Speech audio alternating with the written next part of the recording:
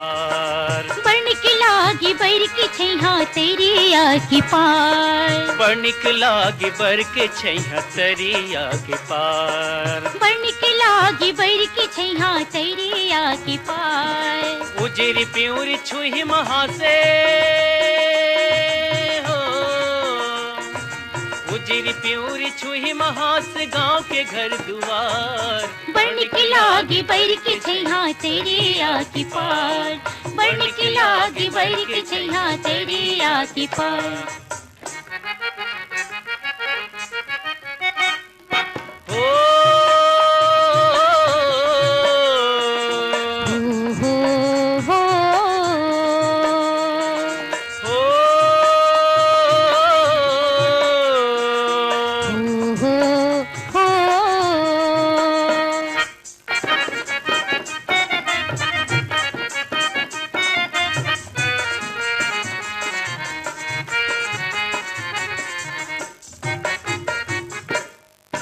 लिपि पोते चौरा पावे बैठे चार सियान। बैठे चार सियान रे भैया बैठे चार सियान। खान को दो गहूँ चना के गोठ करत किसान। गोठ करत किसान रे भैया गोठ करत किसान। गाँव के जस गावे रे कोयली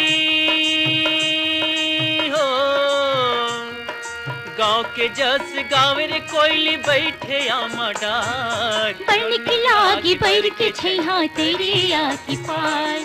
बनिक लागी बर के छैहा तेरी आके पार।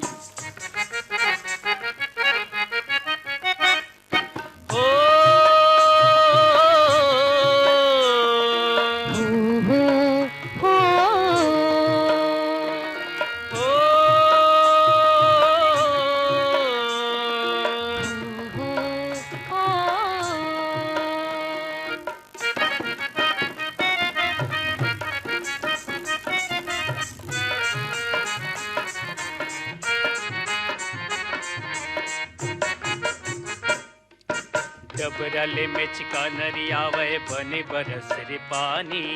ऐरत तत नांगर चली जुर्मिल कर किसानी। डबरले में चिका नरियावे बने बरस रे पानी। ऐरत तत नांगर चली जुर्मिल कर किसानी। हरियर हरियर दिखे रे संगी हो, हरियर हरियर दिखे रे संगी जम्मो खेती खार। बनिक लागी बर के छैहा तेरी आके पार। बनिक लागी बर के छैहा तेरी आके पार।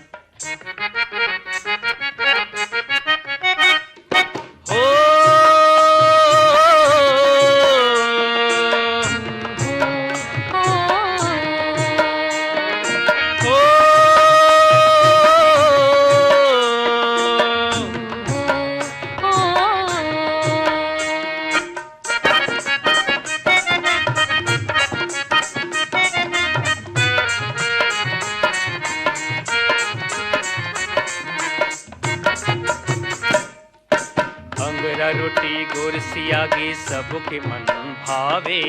राउत नाचा सुवा पड़की फागुन फाग सुहावे।